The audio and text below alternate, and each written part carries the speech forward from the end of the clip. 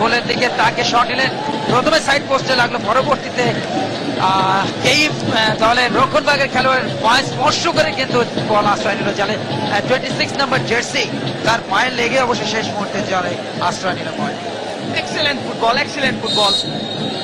বাঁ দিক থেকে গোলরক্ষকের ঠিক অ্যাঙ্গেল করে বলটিকে জালে জড়িয়ে দিলেন, ফলে 2-0 গোলে লিড ম্যাচের 13 মিনিটের মধ্যে জড়িয়ে দিলেন জালে। দেখুন রিপ্লেতে জাহিদের চমৎকার পালানো বলটিকে নিজের আয়ত্তে নিয়ে দেখে শুনে ঠান্ডা মাথায় একেবারে কুল কাস্টমারের মতো। ইলেকট্রিক ক্লাবের সমর্থকরা ডান দিক থেকে হায়াতুল্লাহ, তিনি যে বক্সের ভেতরে ক্রস করেছিলেন এবং রাসুল ছিলেন প্রস্তুত।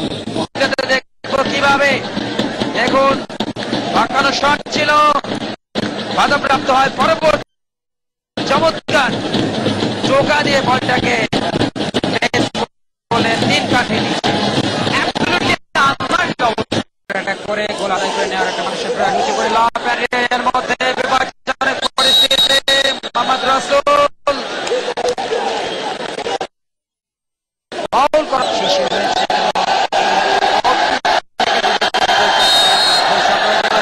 দেখা যাক গোল করলেন আন্তর্জাতিক রাস্তা 2015-তে হ্যাট্রিক করবার কৃতিত্ব দেখাবেন না,